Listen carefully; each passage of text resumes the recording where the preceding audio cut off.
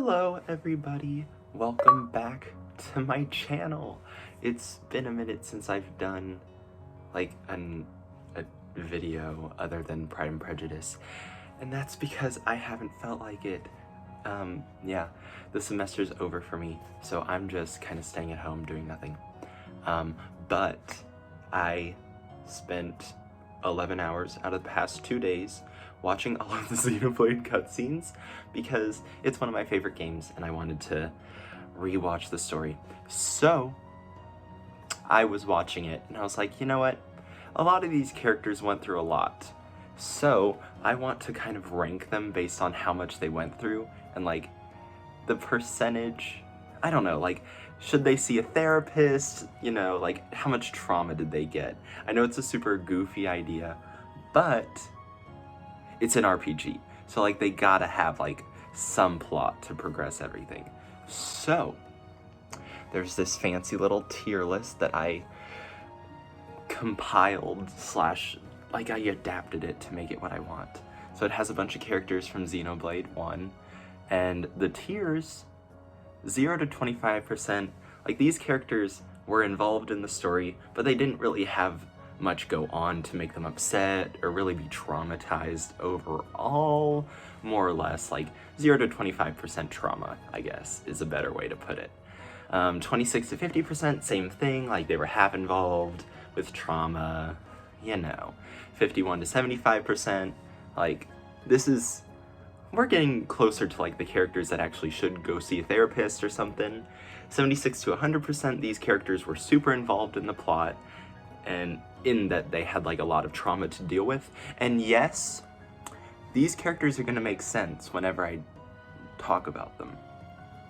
All right, so without further delay, let's just go over the characters. So we've got Egil, Gado, Gelgar, Juju, Callian.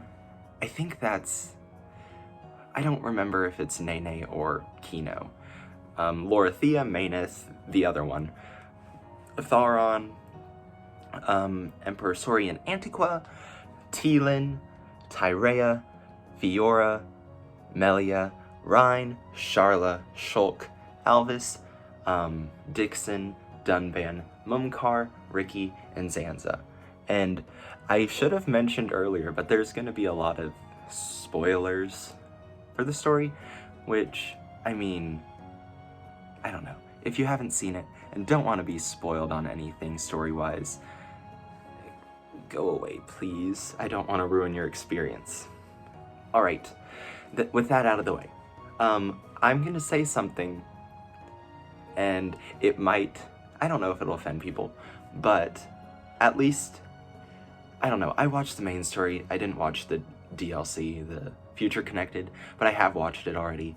So, like, Ricky and his 2 children, they didn't really, I don't think they need to see a therapist that much. Like, this is just based off of the cutscenes, but like, I'd say Ricky has the least amount of like trauma coming out of this story. At least the main story. I didn't watch everything because that'd simply be like hundreds of hours of worth of things, and I didn't want to do that, if I'm honest. Like, Ricky didn't really have anything go on. He was just kind of there. He was the comic relief, and like, you know, he is deeper than just that, but like, in the main story, he's just comic relief. I want to say this one's Nene, the pink one. She's the next, like, lowest, I guess. And then Kino, yeah, that is right. Okay. Like, Kino's above her just because, like, Kino's technically an orphan that was brought into Ricky's family. So, like, he has trauma already. Next, I'm gonna go with, like, I don't know. From here on out, the characters have trauma after trauma. I guess Alvis really is the next one. Alvis or Teelin, I think. Like, Alvis, he was there the whole time, but he didn't really seem conflicted about anything, since he was a computer program in, like, the real world, I guess one would say. And Teelin, Like, yeah, he's a little kid. He's orphaned. Well, I mean, that kind of... I don't know. Teal'c, I might bump him up a little bit. I think that should be it for this tier list. Like, everyone else... Well, no. Yeah, everyone else, like, has a bunch of trauma or needs to see a therapist or both. Next up, I'm gonna say Gelgar. Like, Gelgar has trauma, and that's the reason why he's a villain. Like, he's super mad about, like, the Machina, I think, if I remember correctly. It's been a few months since I watched it. But he's super mad about the Machina existing, I think, and that's just not cool, you know?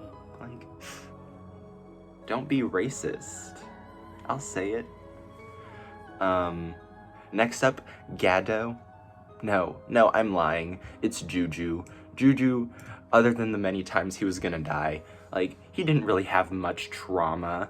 He was just existing, really. He was just there. Next up, like, Lorithia and Dixon. Like, they both have equally no trauma. Like, they were just Zanza's disciples. And in that, they just, like, lived forever, essentially, and had, like, power. I'm gonna say Lorithia has less trauma than Dixon does, just because, like, Lorithia's end was a lot easier to cope with for the main cast, and she seemed a lot more cold-hearted, which in turn makes me think that, well, I don't know. I feel like they're about the same in terms of trauma. No, Dixon definitely cared less about his trauma. Yeah. I'm gonna say next, like Callian and Saurian Antiqua. They both accepted their fate, which I think that puts them at the next tier. Like, from here on out, I think we're gonna be getting higher and higher ratios of, like, characters in each tier. Like, Saurian and Callian both knew the whole time what was going on. They're like, yeah, we're gonna die. Yeah, it's fine. Which, I mean, I guess that shows their maturity, but, like, truly, no, that's just not cool. No. Also in this tier, I'm gonna put Zanza. No, sorry, I lied. I just thought about it, and no, I'm not gonna put Zanza or Mayneth. I'm gonna put Gado and Mumkar. Mumkar definitely needs to see a therapist. No, yeah, he does. He does need to see a therapist. Like, he's the most angsty out of everyone. He was like, I hate you, Dunban. Essentially. Like, that's not cool. And Gado just forgot his memories. And then once I don't know. They're about the same. In that they were both faced Mechon and everything. Also here, I'm gonna put Sharla. Like, yes, Sharla doesn't have much character development, but, like, just her way of, like, her character development in that, like, at Colony 6, like, which is a few hours into the story, like, the cutscenes, she already coped with the fact that Gado was dead. And then arriving into Agniritha, or, like, outside Agniritha, like, she realized Gado was still alive in the face Mechon. And so she was like, I have hope now, because this is this whole thing is spoiler, so whatever. But, like, the same thing with, like, Shulk and Fiora. Like, Shulk kind of not gave up, but he was like, yeah, Fiora's dead, so I'm gonna avenge her. Sharla had that same thing. And whenever Fiora was found to be inside a face Mechon, Shulk was like, we have to save Fiora now. And so the same thing happened with Sharla. And so she had to deal with losing Gado twice, because Gado sacrificed himself to save the gang. And she also had to deal with the loss of, like, her people. Yeah, that's not fun. And for that same reason, I'm gonna put Athar on here as well. Like, he's gonna be right below Sharla. Like, in the main story, it doesn't say anything about him losing a lover, but he did suffer the loss of his people. So he needs a therapist or needs a way to cope with his trauma. Okay, now a lot. So these are gonna be the characters that didn't really, like Dunban. Dunban's gonna be in 76 to 100 because he saw his sister die. That, pretty traumatic there. You kind of need a therapist for that. I'm also gonna say, like, Tyrea's gonna be in here. If you didn't see my Tyrea Melia video, you should watch that to just kind of understand her character development, especially in Future Connected. But, like, Tyrea, to put it bluntly, was kind of ostracized by her mother for being half Homs, and she was raised to be an assassin, and thus didn't receive much love. And she also had to deal with the loss of her whole people. Maybe she should go into Yes then. Like, I'll think about that. Also belongs in here, Rhine. Rhine had to deal with losing his two childhood friends, Shulk and Fiora. Like, he saw Fiora die, and then he saw Shulk die in Agniratha in the core. So I'd say that's pretty traumatic, and yes, it did work out in the end, but probably before it worked out, he should have seen a therapist. Also here, I'm gonna say Egil. Egil also needs a therapist, but I mean, obviously he needs a therapist. He was enraged by Zanza and the Bionis for them killing and decimating Agniratha and the machina of it. And so that moved him to, like, decimate Bionis. That's some trauma, you know? Like, he's definitely up there as well. Now it's time for Yes. All 5 of these characters, without a doubt, 115% need to see a therapist, for different reasons, but they all need to see a therapist. I don't know why things aren't working. Okay, yes. Like, they all 5 of those need to see a therapist. Maineth, arguably, like, I'd say Maineth is the least worthy, but Zanz is definitely the most narcissistic, so he needs to see a therapist. And then these 3, there's a lot going on there. Fiora died, so, like, I haven't been dead before, so I can't really say what it's like, but I would imagine that you would need to see a therapist if you come back from the dead. I'd think. And then also, she had Maineth within her heart, and so, like, this whole thing of, like, Fiora and Maineth, like, she needs to see a therapist just to, like, figure things out. Same thing with Shulk. Shulk, we find out to be dead since he was, like, 5 or something. So, like, that, I would say that constitutes needing a therapist. And finding out that Zanza is in control of your body, yeah, like, he probably needs a therapist just as much as Zanza does, honestly, just to, like, figure out everything of his life. Melia also needs a therapist because she had to witness her father and her brother dying. She had to kill her brother. She killed her entire people, the pure-blooded ones anyway. She had to deal with, like, things with Tyrea and her mother, her Hom's mother, and I forgot her name, but the one that didn't like her, the Hyantia one. With both of her mothers, like, her Hom's mother loved her, I bet, and died because, you know, death. But, like, her Hyantia mother didn't love her at all, which, mother issues are not good, I wouldn't think. Yeah, like, no. And Mayneth having to witness her people dying, her creation dying, I would imagine that's pretty traumatic. Oh, I also forgot, like, Mayneth and Zanza both were humans in the real world, and Mayneth, I don't remember her real name. I don't even know if she has a name. But, like, Mayneth in the real world was like, Klaus, stop it! And Klaus was like, I'm egotistical and full of myself. So, pow. So yeah, Zanza / Klaus definitely needs a therapist. I'd say Mayneth / whatever her human name is. If I find it, I will put it on screen. She needs a therapist as well.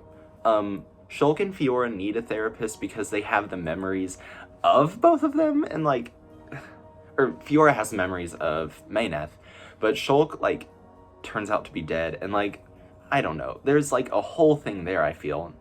Melia, I feel like Melia and Egil are both about kind of the same, with like having to bear the weight of their entire people. I don't know. Like, I just imagine that it would be pretty difficult. Dunban, yeah, he does belong up there, like, with Mumkar and Dixon betraying betraying him, essentially. Or, like, I don't know, like, it's weird. Like, technically he betrayed Bionis, which means he betrayed Dixon, but, like, Mumkar straight up, like, betrayed Dixon and Dunban. He lost his sister. He lost, like, the ability to use his right arm, thanks to Zanza / Minato. Yeah, Tyrea, similar to Melia and Egil, she lost all her people, and she kind of had mother issues. Maybe then she should see a therapist. Yeah, she needs to. Ryan lost both of his childhood friends. He lost, like, his mentor in Dixon, which, same thing with Shulk. He had to progress past, like, being a protector, which that's pretty, like, heavy to think about. I think Charla needs to move up as well then, because, like, it's so weird. Like, whenever they arrived on the Mechonis, like, the Fallen Arm, like, Charla started developing a feeling, like, a crush for Ryan, I think. And so she eventually was just, like, moved on past Gato. And then she fell back once Gato was back.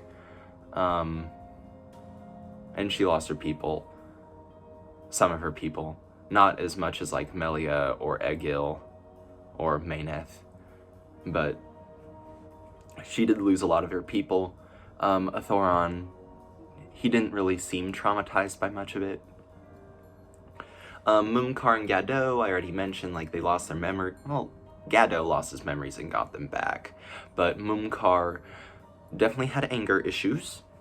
Callian and Emperor Saurian Antiqua, they both, like, accepted their fate, which is, like, a big thing. But they still...